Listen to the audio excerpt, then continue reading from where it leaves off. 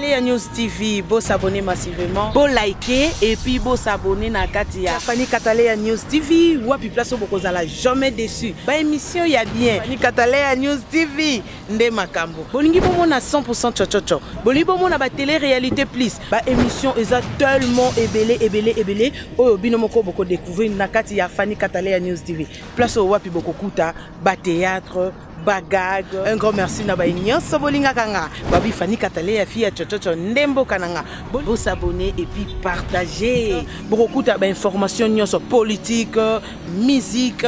Bo s'abonner massivement na Katia Fani Kataleya News TV. Information OESA basée na Katia République démocratique du Congo et surtout na Katia monde entier. Fani Kataleya fia chochocho ezaka ndembo kananga. Bo s'abonner massivement.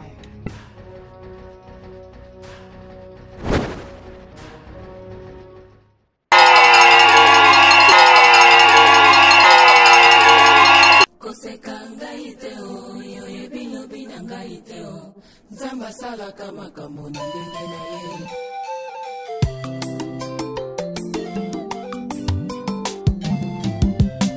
Koseka ngai teo, oye bilobi na ngai teo. Zamba sala kama kamona ndenge na ye. Koseka ngai teo, oye bilobi na ngai teo. Zamba sala kama kamona ndenge na ye.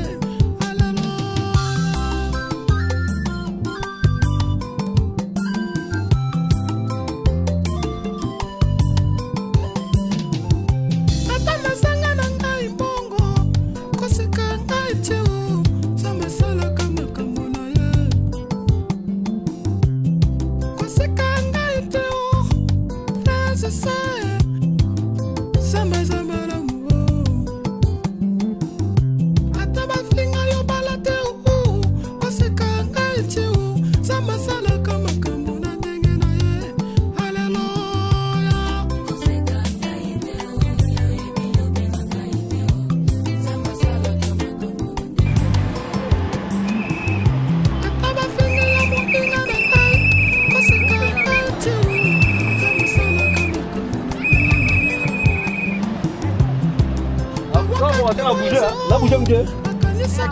Ah, bon, t'as bien.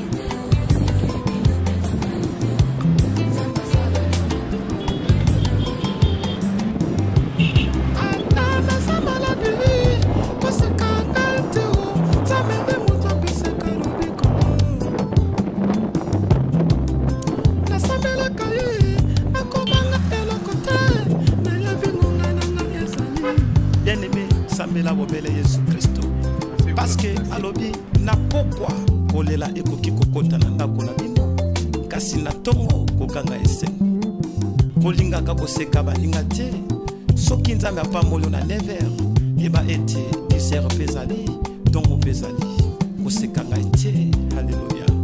Oh Jésus. Kosekanga ete na yobi na sala sambe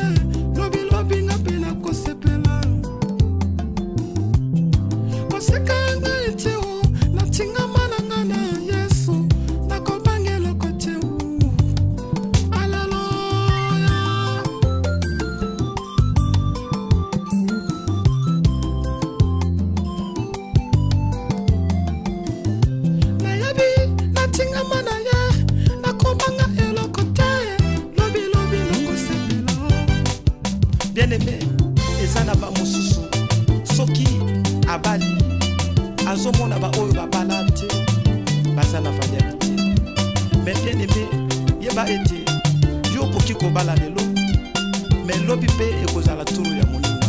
Haleluya. Tango mususu libala na ekozala malamu koleka ya yo yango na fi koseka mutu te oyebi lobi na ete za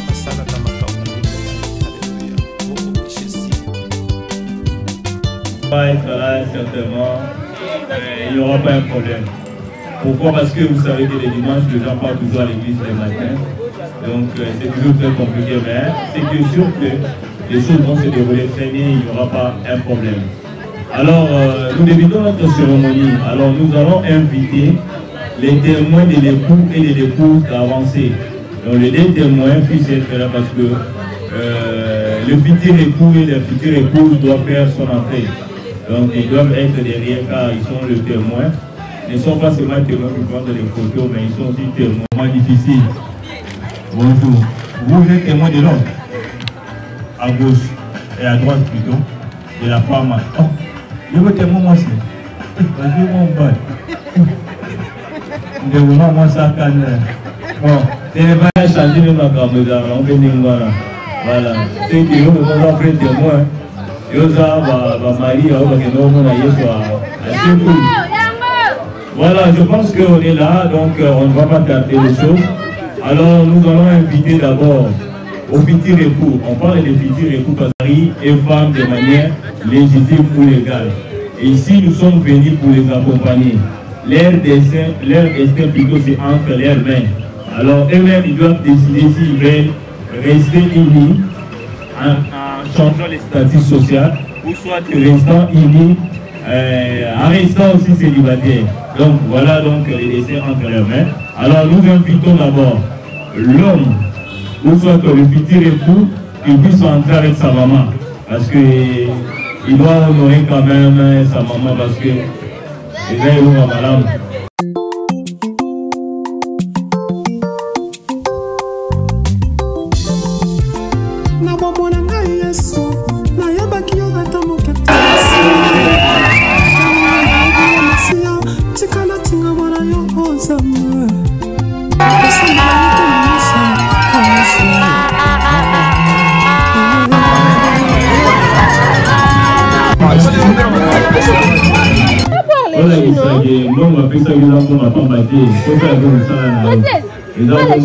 Alors nous allons inviter la future épouse, son père ou disons papa Naïe, parce que papa peut honorer. Alors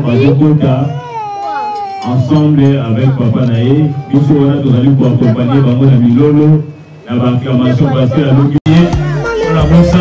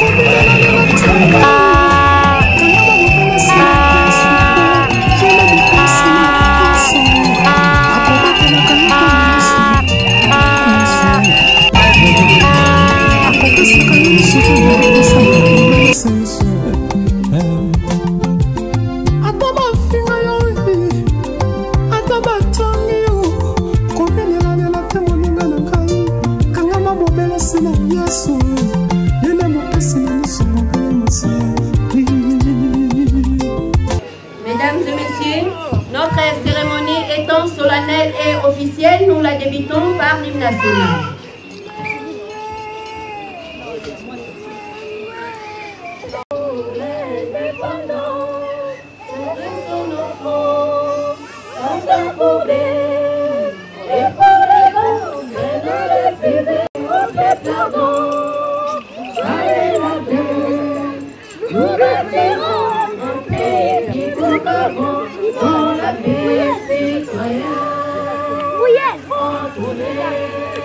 L'hymne sacré de notre solidarité, fièrement saluer l'âme d'or de notre souveraineté. Pour nous, bénis pour des aïeux pour nous, au pays pour nous peuplerons ton sol et nous assurerons ta grandeur. Quand tu joues au doux soleil, quand tu joues, jour sacré soit les témoins, jour sacré de l'immortel, serment de liberté.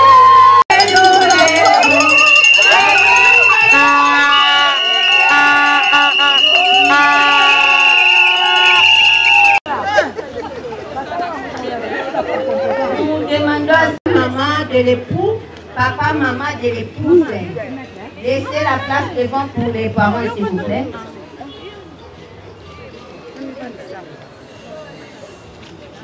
Nous allons encore suivre la lecture de quelques extraits des articles du Code de la famille.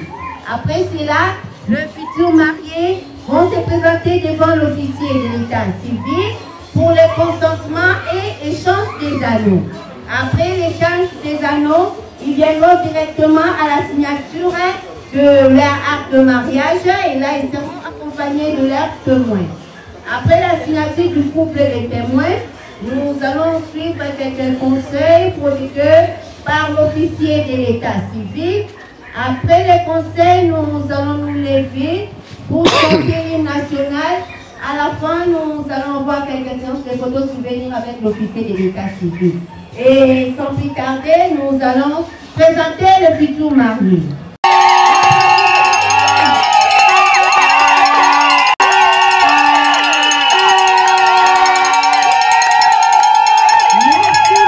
Mademoiselle Bombo Kanté Lesline.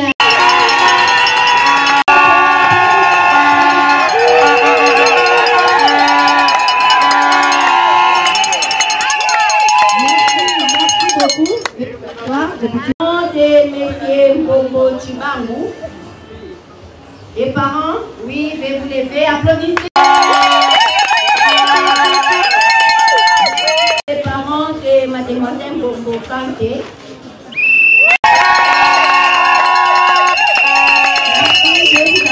Les circonstances de l'officier de l'état civil. Tout le monde, est-ce que nous sommes dans la joie? Est-ce que nous sommes dans la joie? Oui.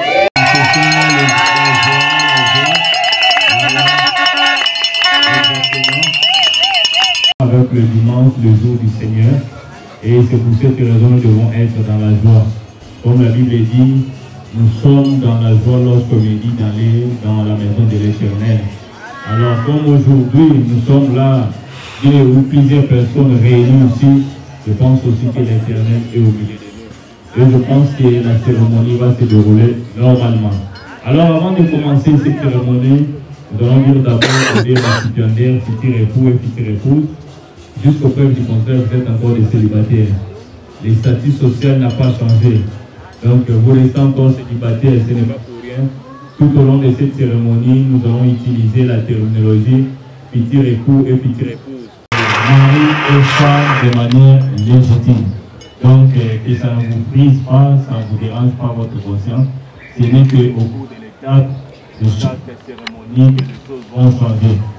Ce n'est pas pour rien qu'il y a un projet de mariage. Quand on dit projet, c'est-à-dire, c'est en cours.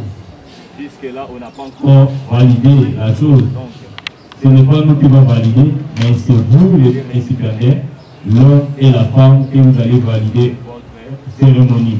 Alors, nous disons toujours que l'intérêt de la cérémonie de ce jour, c'est qu'elle permet de rappeler aux deux futurs époux qui veulent contracter leur mariage, leurs devoirs et leurs obligations. Comme je l'avais dit, vivre en tant que célibataire, c'est différent et vivre en tant que marié. Quand on est marié, on est contraint par des obligations et des devoirs. Et lorsque vous êtes célibataire, je pense que vous avez ce qu'on appelle une marge de manœuvre plus large par rapport à une personne qui est mariée. Quelque chose, il va d'abord solliciter son partenaire pour voir si cette chose-là peut se réaliser. C'est-à-dire que quand on devient marié ou on devient une femme légitime, toute décision est l'objet du débat et du consensus. Vous allez passer directement à l'acte.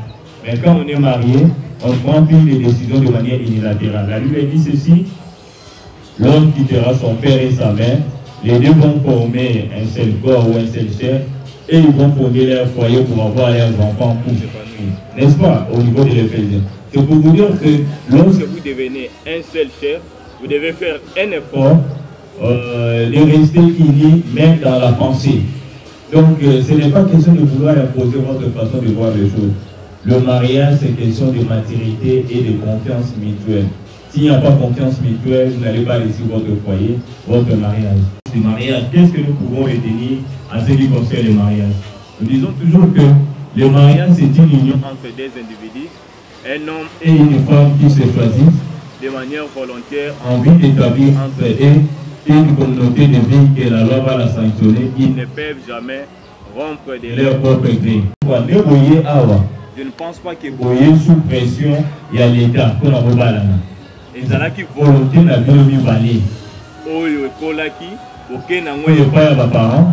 Les parents vont dire que voilà, va faire une permission. Il y a un moment où sous capable à parenté.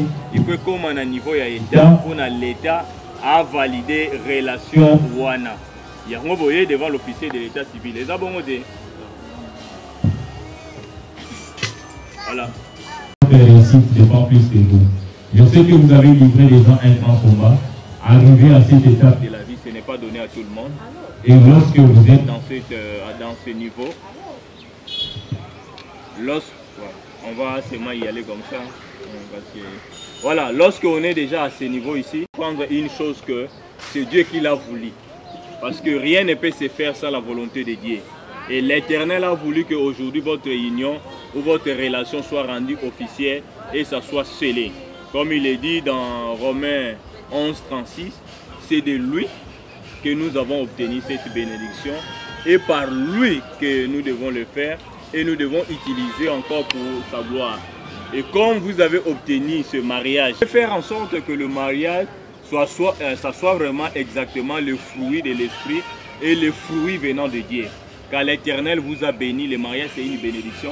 Il aimera aussi que ce mariage, ce foyer puisse être une chose qui va lui glorifier, une chose qui va témoigner sa grandeur.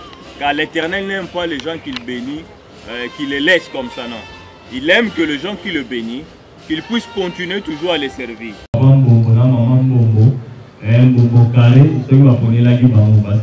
Moi je ne comprends pas pourquoi on va le bobo, moi je veux le bobo. Donc, je vais éviter ceux qui vont nous fêter anniversaire à bobo au niveau de la.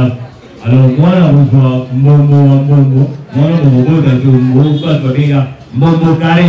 Donc c'est une bonne chose, c'est une bonne coïncidence, mais il n'y a pas d'hasard chez Dieu. Tout ce qui se fait sur cette terre, ça c'est le bien divin de Dieu. Et l'Éternel a voulu que Momo puisse se marier, n'est-ce pas? Voilà. Je pense que lorsque vous êtes à côté de Momo, vous sentez à l'aise, n'est-ce pas? Vous allez dire, vous allez à Momo. Voilà, donc on ne sait pas si réellement il y a eu pression venant des parents, des amis et connaissances. Papa Momo, est-ce que papa m'a dit que moi je suis maman Momo? Il y a un moment que je connais, beaucoup de gens.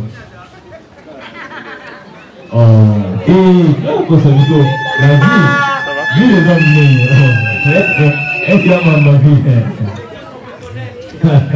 Ah, parce qu'il va s'habituer, au moins il a dans mon mali, on dit toujours toutes choses au début, et d'avant moi, mais là, vous habituez, on ne peut pas avoir normal, on peut avoir la camarade, on va avoir normal.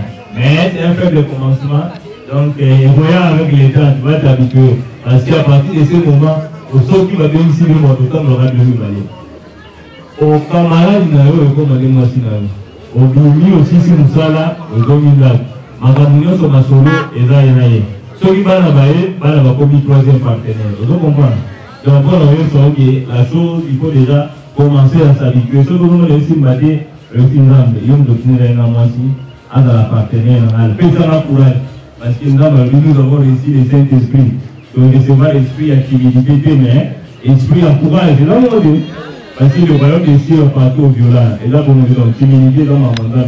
Quand on a la timidité, on a un coup, il y a un papa, et il y a beaucoup d'amour, il y a un supporter, moi, c'est la. Alors, pour là, ta courage, on a ta béni, et il y a un malade. Donc, moi, il y aura un papa, il y aura éviter. Il y aura éviter. Oh, non, on va éviter. Ah, c'est bien aussi à dire mais les femmes aussi ont compris des choses. Et ça ne sert à rien de retarder les choses, par les lieux où ici. Est-ce que vous risquerez encore de retourner à l'église? On lui parce que le Ganzam, alors que nous avons un salarié de un miracle, le vité. N'est-ce pas maman qui dit, et dans le jour où là. Oh, il y a autant de jours, il y a eu ce que l'idée ça, monsieur Salah 10 ans, il Salah 10 ans. Alors, dans tout moment, lorsqu'il y a des choses qui se présentent devant vous, vous devez toujours demander la volonté de Dieu. Parce que nous avons aucun église, nous n'avons pas de mal à mon et là, on a dit que la Zalaki féminine a dit que mais monsieur, c'est une histoire politique à Bini, à Jules Obico. Mais il y a pour la zone Obico, c'est une fois à 38 ans, en cours de l'année du 20 mètres. Pour les mois de solution. Alors, pour une situation dans les années, moi, donc, même la vie, à la base, il y a un bazar, on va aller comprendre. Comme on va là, il y a un attention, il ne faut pas regarder les présents, mais il faut faire les locaux un jour comme c'est grand. J'aime toujours le pasteur lorsqu'il dit qu'il faut s'attacher aux donateurs et non aux dons. Les gens s'attachent plus aux dons. Ah, là, tu dis tout, mobile, on ça, mobile, on malade. Mais toi, aux autres, ça n'a pas payer, ça va falloir s'attacher à eux, ils vont s'attacher. Un jour, il faut qu'on soit tout le monde. Il y a des gens qui ont été libérés, et il n'y a pas beaucoup de temps, parce que vous s'attachez à la don. Mais si vous vous attachez aux donateurs qui est Jésus-Christ, vous n'allez jamais regretter parce qu'il y a des gens qui vont y en tout moment, on a développé ça, il y a aussi la carte, il y a aussi la peine à la terre. Donc, on va dire qu'il y a un consentement libre. Au-delà de ça, il y a le coup de maman Bombo. Pourquoi vous voyez gratuitement? Et ça, bon, est-ce que vous demandez tout gratuitement? Papa n'a pas donné à beaucoup lié, à l'essayer, à t'initier, à petite éducation. Jour nous sommes à venir l'état, à du bien coup. Mais nous sommes à faire une organisation que l'union à Bango. Même la Bible dit ceci qu'il faut payer la dot. Il faut que du moins à 200 pour ton payer la dot, c'est à la rater. Et là, on dit, il faut tout en faire pour passer, et donc la distinction aux gens mobiles. Et que le matin est aux autres qui s'en vont, au papa a investi dans moi. Mais à titre symbolique, dans la discipline, vous avez un bon papa, vous avez un garant, vous avez sécurisé, vous avez en charge. Parce qu'à ce moment ici, les parents sont en train de se décharger de leurs filles, ils sont en train de vous transmettre leurs filles.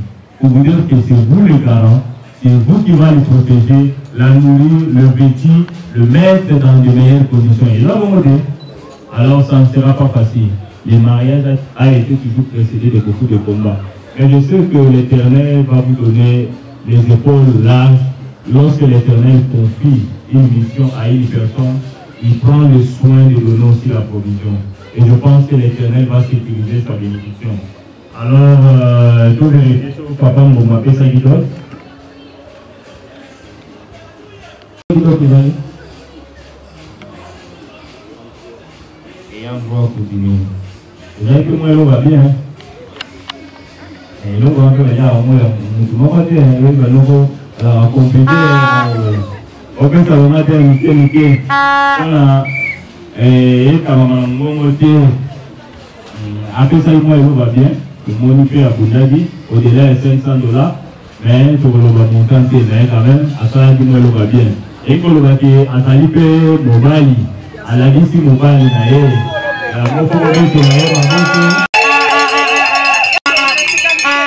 on peut vous appeler honorable monsieur, parce que vous méritez, vous avez honoré vos paroles. Et je pense que lorsque vous êtes en train de déranger votre femme, les parents ne croyaient pas en vous, n'est-ce pas? Vos parents, est-ce que vous avez un peu de temps? Yo vous m'ont dit, parce que tout ce que vous avez est-ce que vous avez dit que vraiment vous n'êtes pas là?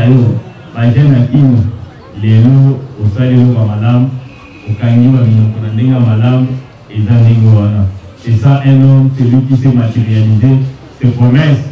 Alors, avant de terminer ce petit exposé, j'aimerais vous dire une chose.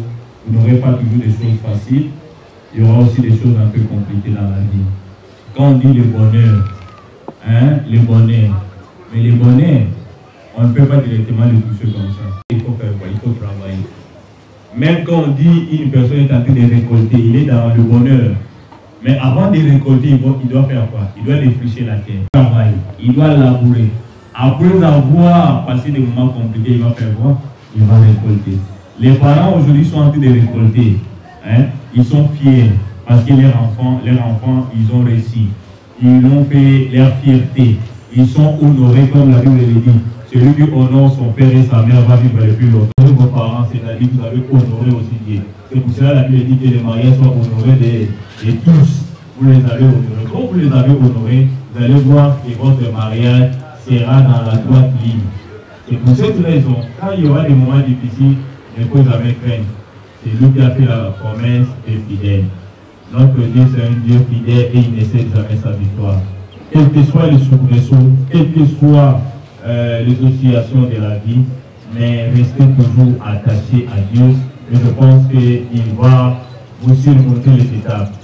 Les difficultés que vous pouvez rencontrer dans la vie, mais ça peut être aussi, comme Roland Dalo disait, la matière première pour votre bénédiction. Et la seconde gloire a été toujours plus élevée que la première gloire. Pour vous dire qu'il y a certaines difficultés qui nous arrivent dans la vie, mais l'Éternel veut d'abord vous briser, il veut d'abord vous tester, et lorsqu'il vous trouve résistant, il veut se dire que, ok, à combien de niveau, il y a un niveau d'élévation. Parce qu'il y a un certain niveau d'élévation au programme de parce qu'il y aura à combattre un niveau. Mais moi, la municipalité, papa, tant au sein, ils sont maintenant à Zuyena. Il y a un peu de dès que vous avez fait bien, vous avez un droit à voter, ça va dans la lame. Peu pas dans la béquille, mais puis nous, il y a nos vies. Parce qu'il y a 80 ans, 70 ans, vous n'allez pas travailler. Ce sont vos enfants qui vont vous supporter et ce sont vos enfants qui vont vous prendre en charge. Et les enfants sont aussi le prototype ou le reflet des parents. Mbongo, parce que maintenant, comment non? Il y a comment pour votre maman? Il y a quoi?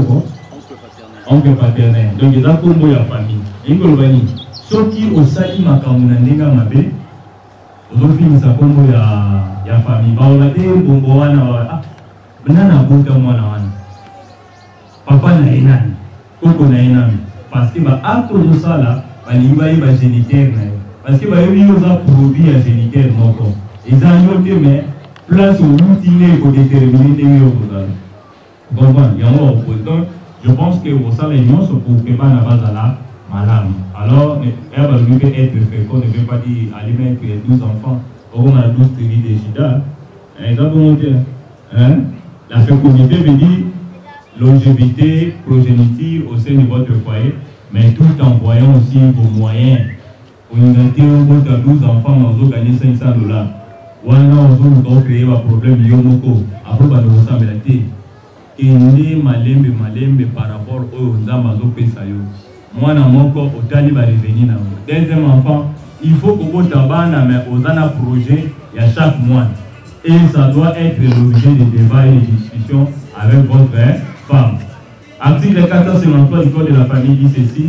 Les époux sont obligés de vivre ensemble. Ils sont obligés de vivre ensemble, d'être dans la communauté de vie et de consommer leur mariage. Cela veut dire que jusque-là, vous n'avez pas droit à consommer le mariage. Cela veut dire que de manière officielle, l'État congolais, aujourd'hui, qui a la responsabilité de vous donner maintenant les codes de consommation du mariage. Et je pense que ça sera une bonne chose. Ça comment dire? Vous voyez que vous voyez, ça comment dire? Voyez, moi aussi, le mariage peut la consommer, ça comment dire? Il a consommé. Donc, on va dire que vous pouvez d'autres cailloux. On a dit, il y a un mot de bon que nous avons. Donc, il faut bénéficier d'un avantage, il y a mariage. Article 444 dit ceci. L'époux et les chefs de ménage, les époux doivent avoir protection mutuelle. On va aller à la ligne on va aller à son Excellence Félix Antoine Tshisekedi, président de la République d'Andagouna. Moi aussi, maman, ça m'a le connu. Premier ministre d'Andagouna, gestionnaire au quotidien d'Andagouna. Balo de robot, on a bateau dans un abino. Pas ministre dans le portefeuille. Donc, avant de prendre une décision, ça doit être une décision concertée, consensuelle entre vous. Ne prenez pas des décisions de manière unilatérale. Le mariage obéit à l'humilité. Si vous êtes humble, vous êtes rempli d'humilité, vous allez réussir votre mariage. Venez-vous le lieu même.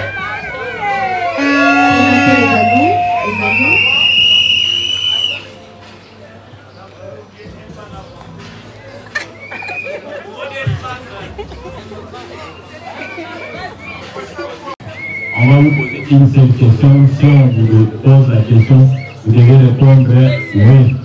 Si vous ne voulez pas, vous devez répondre non. En ce moment, on va rentrer ensemble à la maison en restant célibataire. Monsieur Mbombo, Tuban ou Bob le bon, acceptez-vous de prendre mademoiselle Mbombo Kanté, Leslie, ici présente comme votre époux? Oui!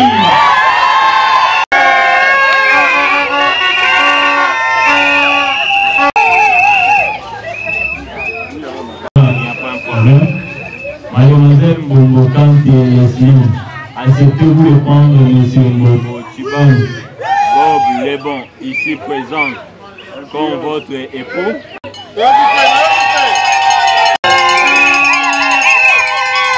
De l'officier de l'état civil de la commune de Ngaléma. Je remercie Maïlandouan. Je déclare que M. Mbombo Tuban Bob le bon et mademoiselle Mbombo Kanté Leslie sont unis légalement par le mariage civil en date du 9 octobre 2022.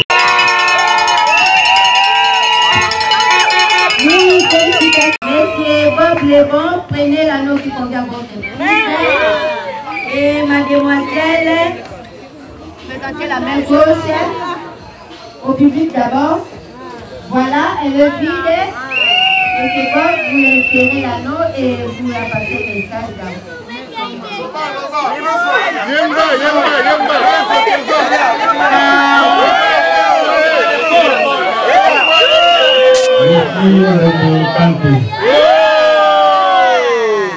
Avec amour, je te fais porter cet anneau.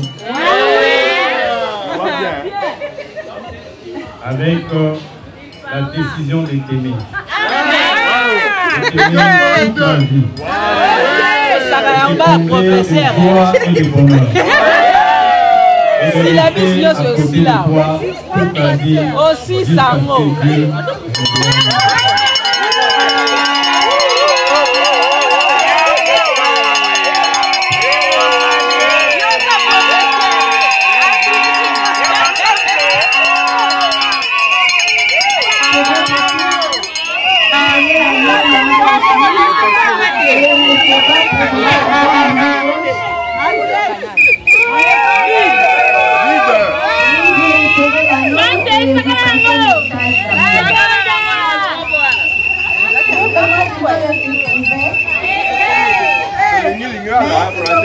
Parfaitement à l'image de l'homme que je m'étais fait l'homme du mal.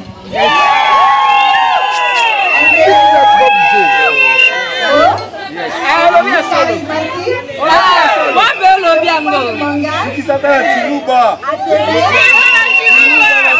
Mes efforts et d'honorer le reste du temps que Dieu nous donnera. Alléluia.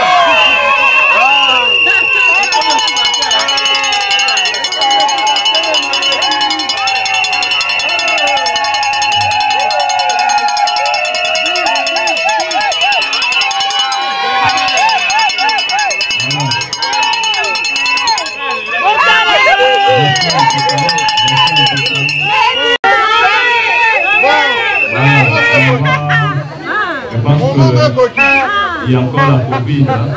Alors, on n'a pas encore levé totalement les leviers. On a levé, mais on n'a pas.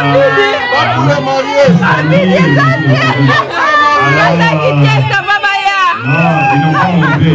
Alors, comme ils n'ont pas monté, alors je vais leur donner un maximum de temps en qualité d'OPJ. Je vous donne seulement 5 secondes. Alors, vous n'allez pas aller au-delà non plus. Alors, vous engagez votre femme, 5 secondes.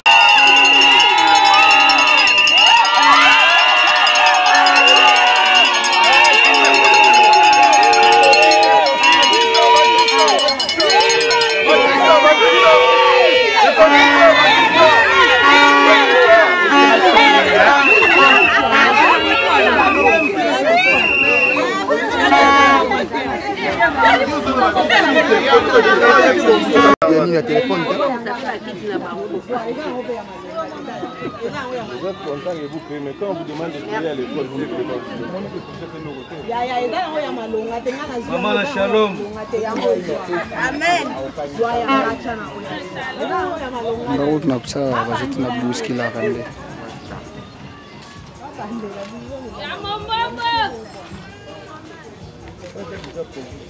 Oui, applaudissez les couplets.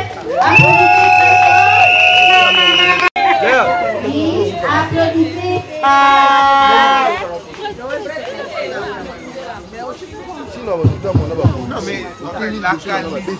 Applaudissez les couplets.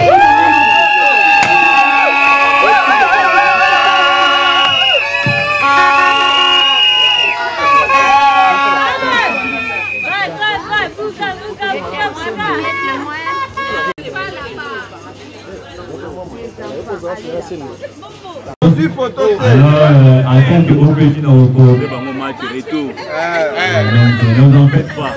Match retour.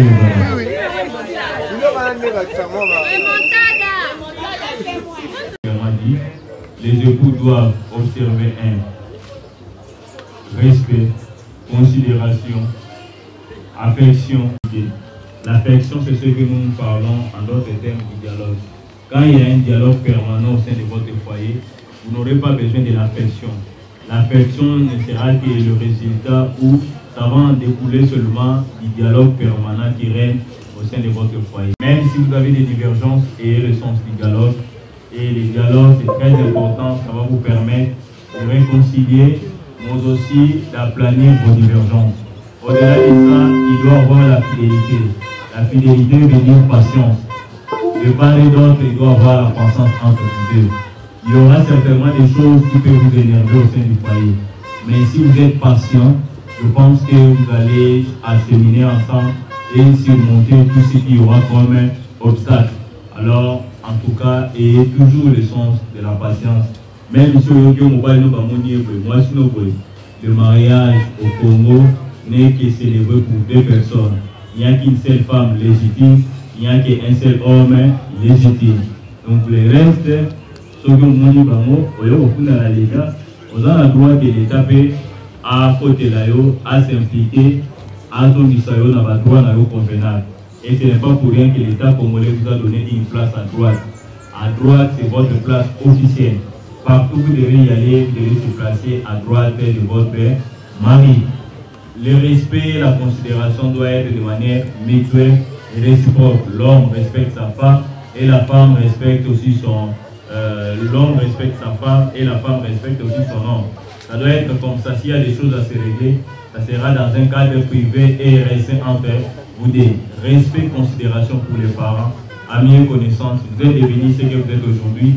Ce n'est pas par une baguette magique, mais il y a des gens qui ont construit, les gens qui ont mis les mains pour que vous soyez ce que vous êtes aujourd'hui. Alors, il ne faut jamais oublier là où vous venez. Quand on oublie la source, c'est-à-dire vous allez toujours vers le mire.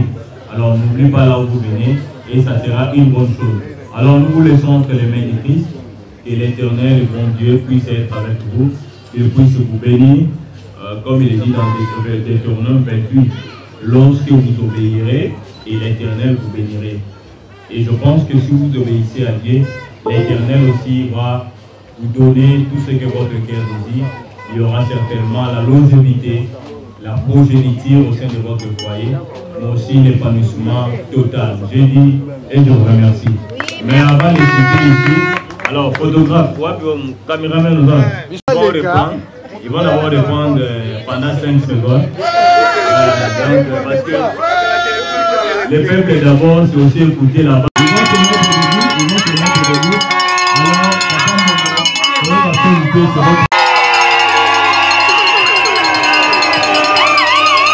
Vous lever pour chanter les nationales.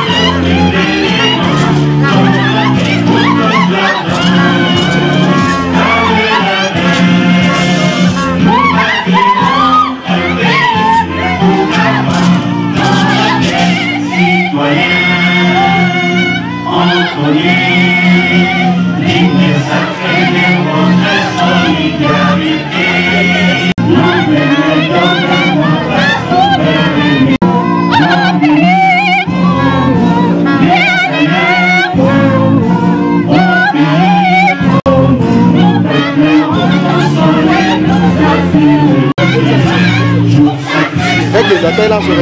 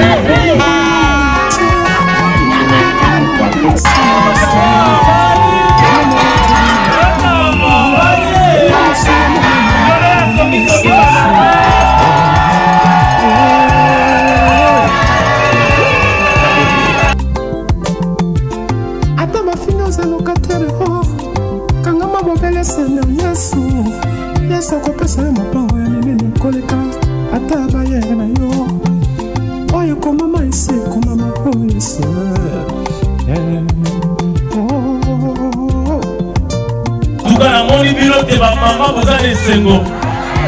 Ba mama boni na ndekoye. O botali mo bali ngaba boye. O azana kutote. Oh là là Seigneur, oh Seigneur. Voilà. C'était la première partie. L'autre partie encore, où nous allons accueillir celle qui a fait arrêter le soleil ce soir, la plus belle de la soirée. Minzoto ya poba lelo. Bandoré bazawate. Est-ce que bandoré bazawate? Est-ce que ma maman va pas ici bazawate? Voilà. Bota mwana la bino elenge mon seka. Yentozo bengaye. Madame Leslie, merci Azali, Azo Poussana.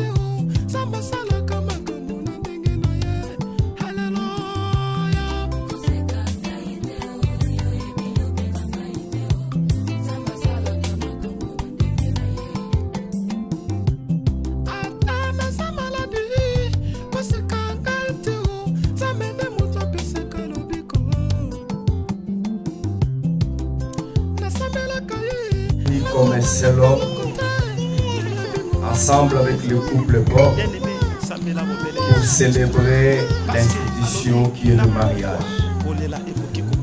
Nous voulons te dire merci. Merci parce que ce qui était comme un rêve est devenu une réalité. Nous voulons t'adorer et te célébrer. Au même moment, te recommander la cérémonie du début à la fin règne comme le seul maître. Au nom puissant de Jésus, nous t'avons ainsi prié. Amen. Amen.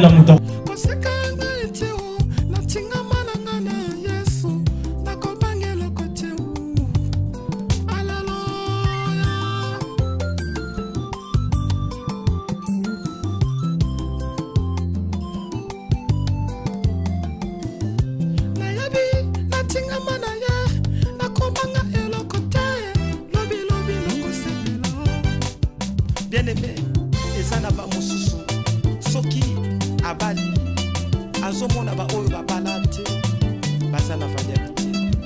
Mais bien-aimé, yeba ete yo koki kobala lelo mais lobi pe ekozala turu ya moninga. Haleluya. Tango mususu libala na ye kozala malamu koleka ya yo. Yango wana na fi koseka mutu te oyebi lobi na ete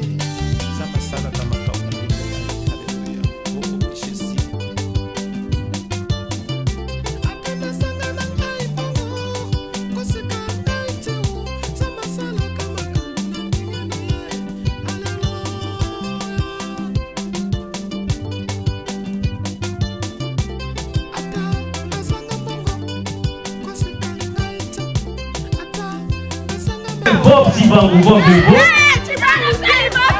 Il célèbre son anniversaire chaque le 1er avril. Il est né des parents de papa Willy Congolo, de heureuse mémoire, mais ici, représenté par papa Consolé. Papa Consolé, ou l'un des représentants de papa. Le représentant de papa. Voilà. Il est là.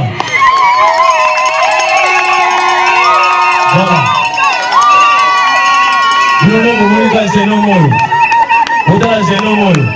Il est toujours swag. Papa, ça a 25 à 3 mois. Merci beaucoup, papa. Il y a une maman dans cette histoire. Il y a une maman dans cette histoire. Elle s'appelle Joséphine Malakano.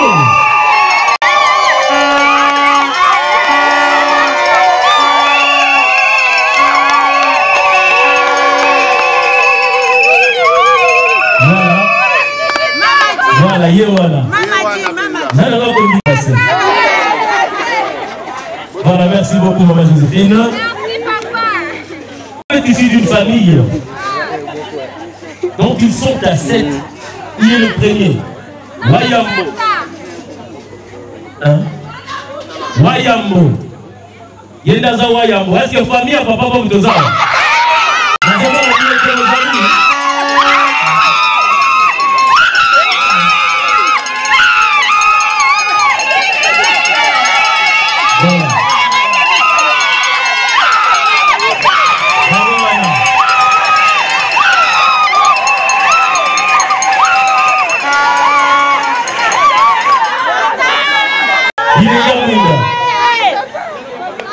Voilà.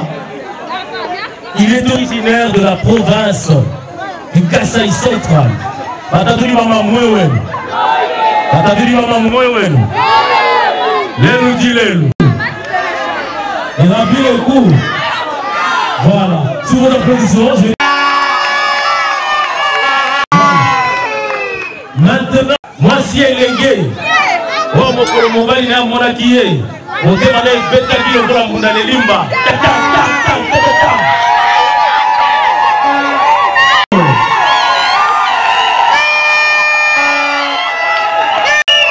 On comprend à Mayanga Tendenge Nini. Moi si à Bombo. Invité ma zone qui va ça la bombe.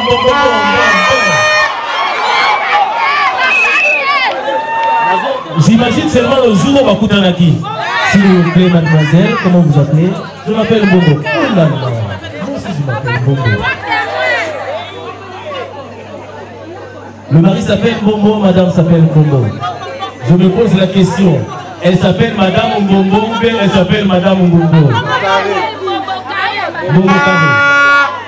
Elle dit, maman parle, ça va se faire la montagne le 1er avril, moi c'est le 10 octobre. Papa, on a pas si. Niveau baoulé et la part. Ni vraiment compris.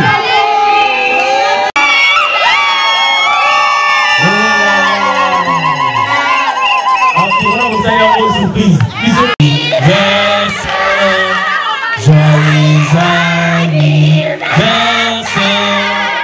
Joyeux anniversaire.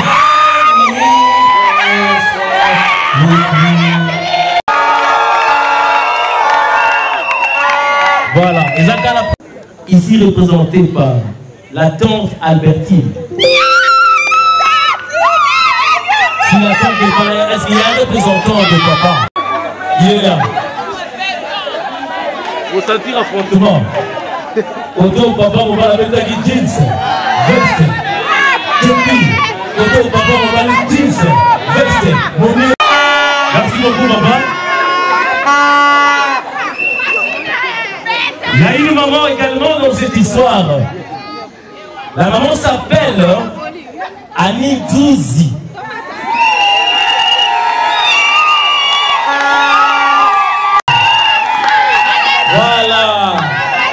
là. Maman.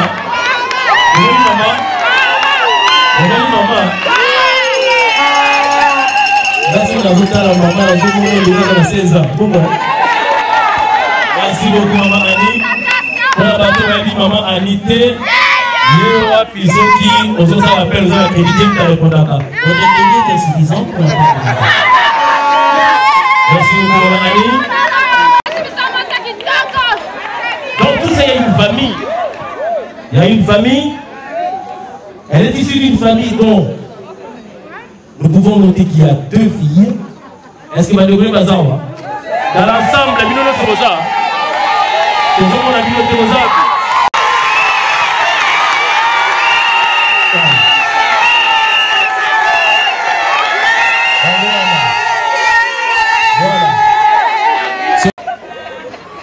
Elle est originaire de la province du Congo central. Aïe. Patata yo mama. Yambote kielo. Yambote kielo. Voilà beto kwelele. Voilà beto.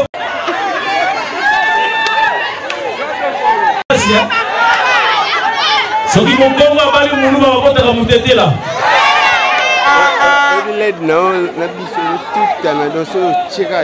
Voilà, c'est tous nos applaudissements que je vais donner à la plus belle de ce rassoir. Et voilà ma pauvre de la maison là.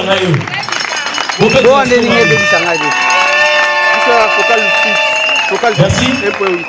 Pour ne pas monopoliser encore la parole, je vais demander aux mariés, s'il vous plaît, vous avancez.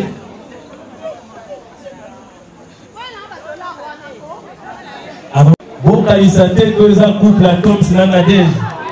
Barobi na bobele yote. Barobi na rumba dans le Seigneur.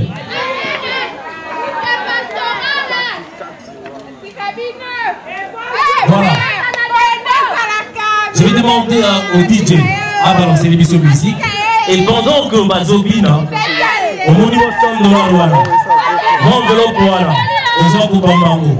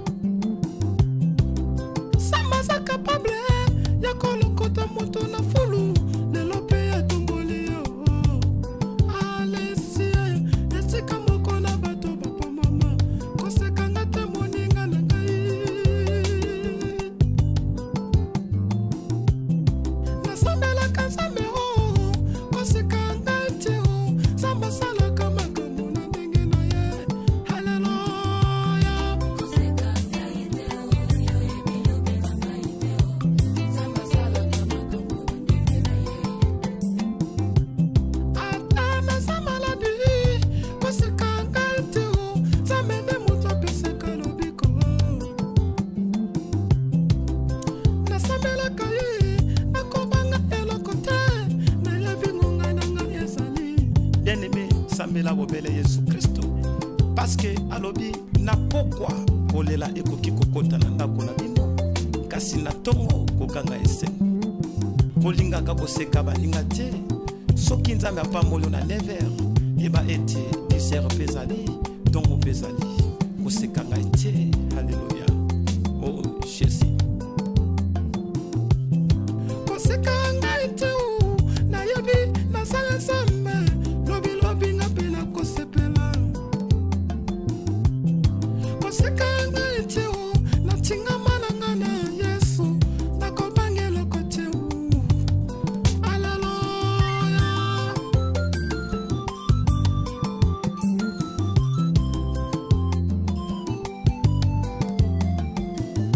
Nayebi natingama na ye nakobanga eloko te lobi nakosepela. Bien-aimé eza na bamosusu soki abali azomona baoyo babala te baza na valeur te. Mais bien-aimé yeba ete yo okoki kobala lelo mais lobi mpe ekozala turu ya moninga. Halleluya. Ntango mosusu libala na ye ekozala malamu koleka ya yo yango wana na vi koseka motu te oyebi lobi na ye te eza masalaka makambo na ndenge na ye. Halleluya. Oh Jésus. Akanasanga na ngai bongo koseka ngai te za masalaka makambo na ndenge na ye. Alleluya.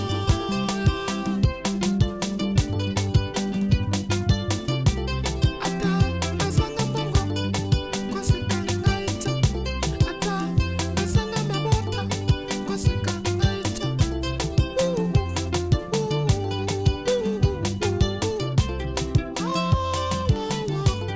Alléluia Seigneur. Oh Seigneur. Oh Jésus. Alléluia Seigneur.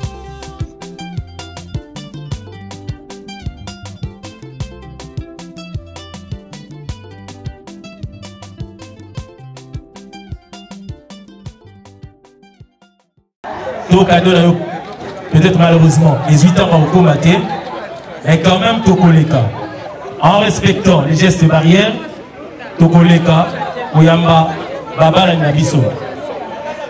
S'il vous plaît, nous allons commencer par la famille de M. Bob, Bango Bakoleka, DJ Kochi la Biso musique, Wana Mboka, Bango Bazoleka, ce qui cadeau la Biso est commis, peut être comité de l'équipe quand même pour saluer ma mariée. DJ Music.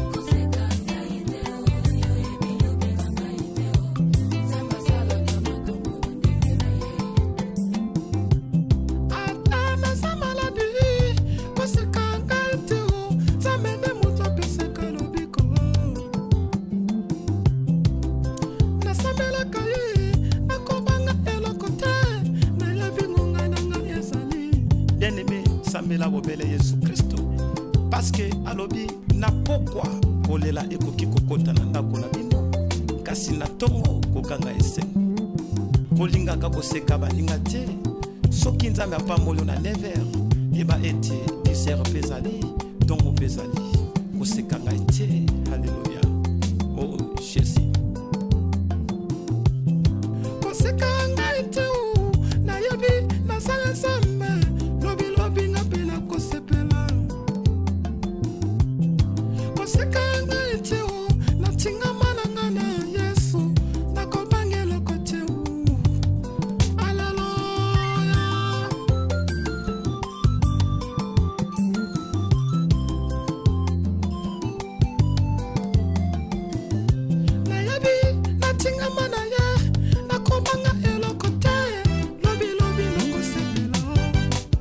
bien-aimé ezana ba mususu soki abali azomona ba oyo babala te bazana valeur te mais bien-aimé yeba ete yo koki kobala lelo mais lobi pe ekozala turu ya moninga.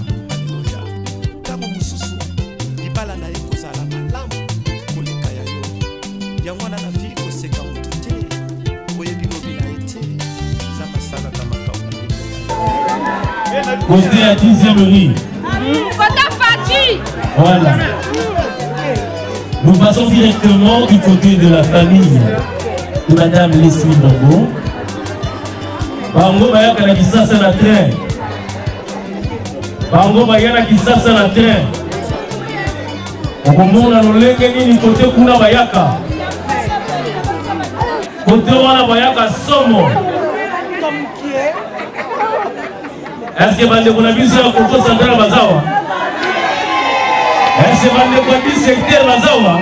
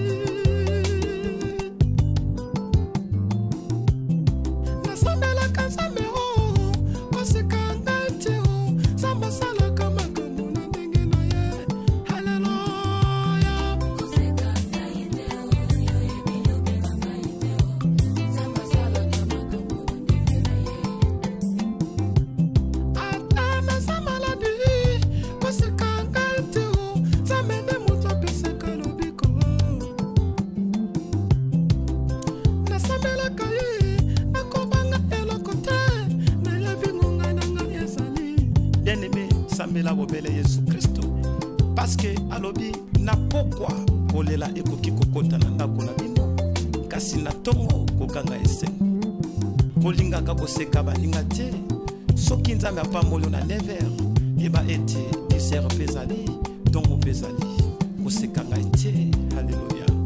Oh Jésus. Kosekanga ete na yebi na sala nzambe lobi lobi nga pena kosepela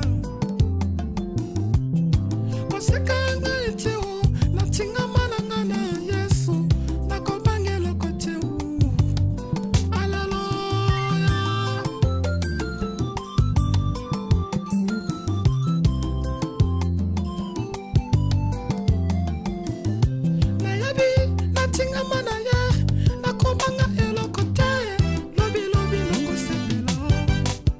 bien aimé eza na bamosusu soki abali azomona ba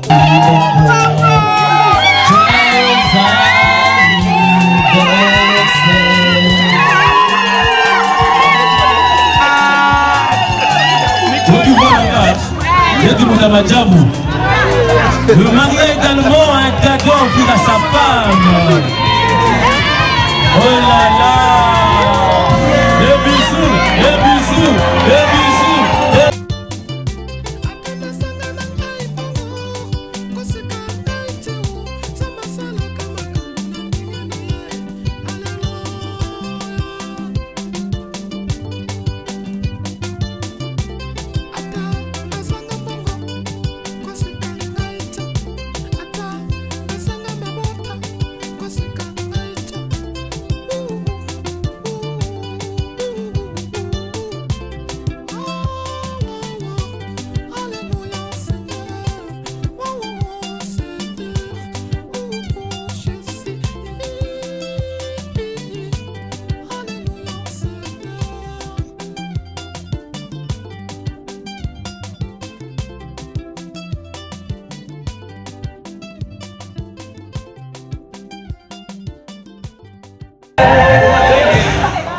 Ok, merci beaucoup.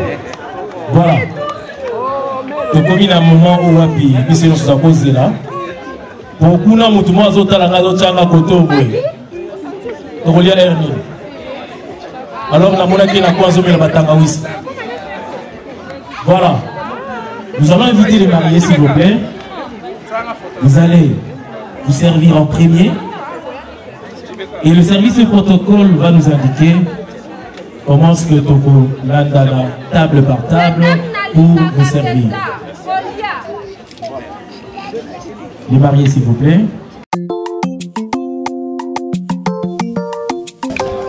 Nous autres qui ne pouvons servir, mais nous allons comme ça l'appel, tout notre pour ça va nous. On va passer là qui sont là, mais on va prendre. Malheureusement, on va pas pour le et puis c'est ce qui est bien pour le bagado. Vous allez dire que vous pouvez la maison. Vous avez comme il y a la routine de la maison dans WhatsApp. DJ musique s'il vous plaît.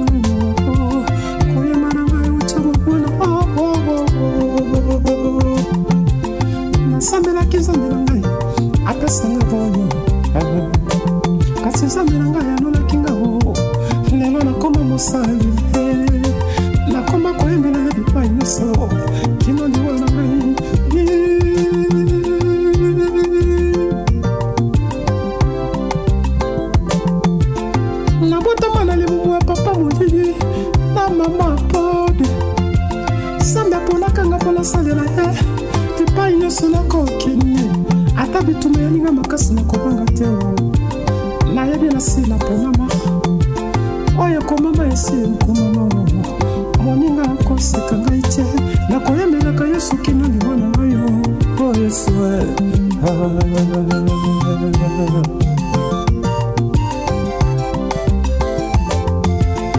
Akolela lela mingi teo Peske na yebi na kangama na yesu Ata komuna satana sakani na kai Akomanga na ngata kena okote Na yebi na sina chingama na yesu Na kolela lela che Moninga kangama bapele sena yesu Yene mobateli malamu Yene musunya malamu Mobele sesu Oh Alléluia Ata mafinga za lokatere oh Kangama mobele sena yesu Yesu kopesa ya mapango ya nini koleka Ata abaye na yo Oye komama isi komama oh yesu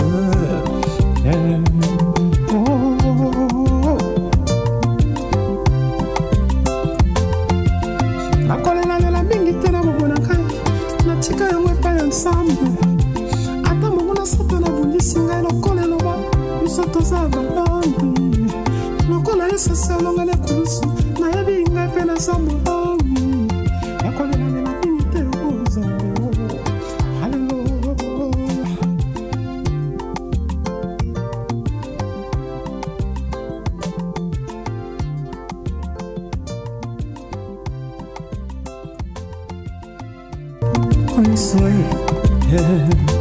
Akopesa kayele soza na ngoposa Nobele se yesu Ata bafinga yo Ata batongi yo Kobelela lela te moninga na ngai Kangama bobele se na yesu Yene mopesi na niso mobele masi Akopesa lelo pe apesi yobi Mobele se yesu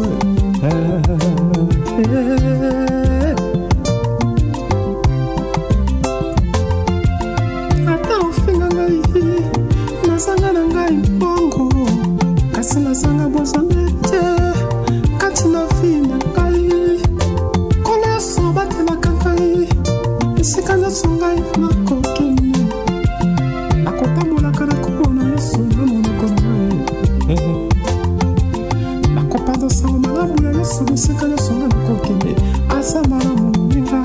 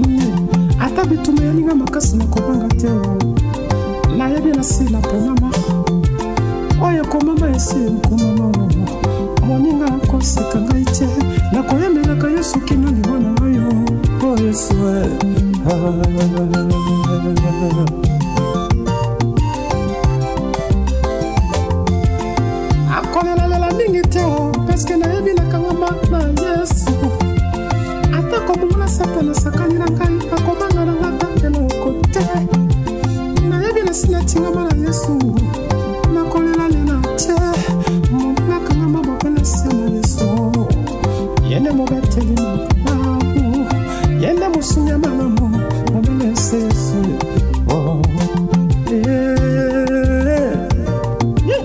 Alléluia. Ata mafinga za lokatere oh kanga mabobele Seigneur Yesu Yesu kopesa mapango ya mimi koleka ata baye na yo oyo koma maisi koma oh Yesu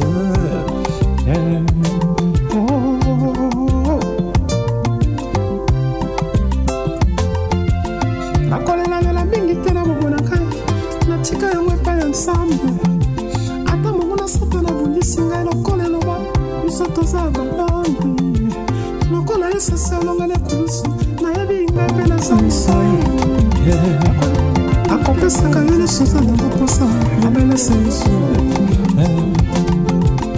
ata bafinga yo ata batongi yo kobelelela te moninga na ngai kanga mabobelesi na yesu yene mopesi na liso mobele masia akopesa lelo mpe apesi elobi mobelesi yesu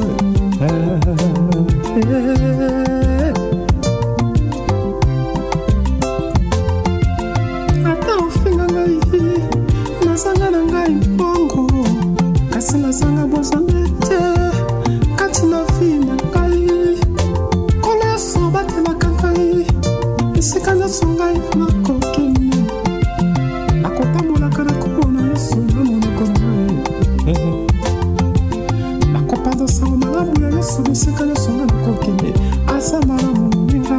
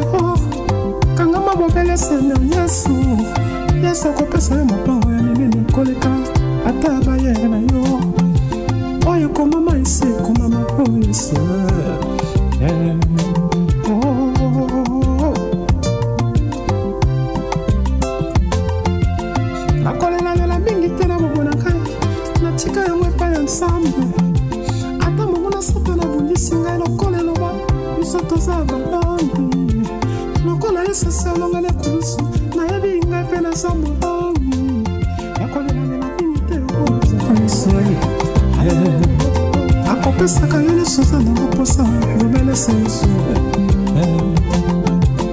ata bafinga yo ata batongi yo kobelelela te moninga na ngai kanga mabobelesi na yesu yene mopesi na liso mobele masia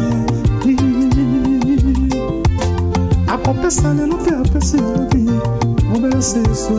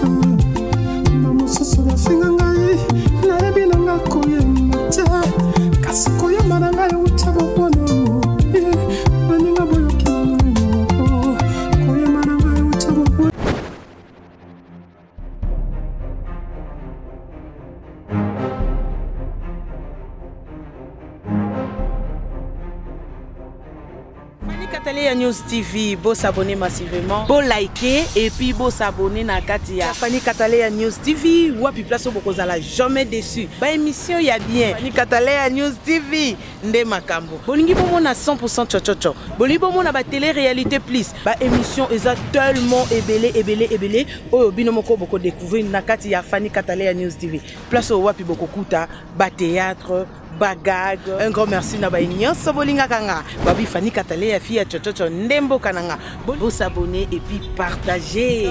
Beaucoup d'informations nyonso politique, musique. Bo s'abonner massivement na Katia Fanny Katalea News TV. Information OESA basée na Katia République démocratique du Congo et surtout na Katia monde entier. Fanny Katalea fia chochocho ezakandembo kananga. Bo s'abonner massivement.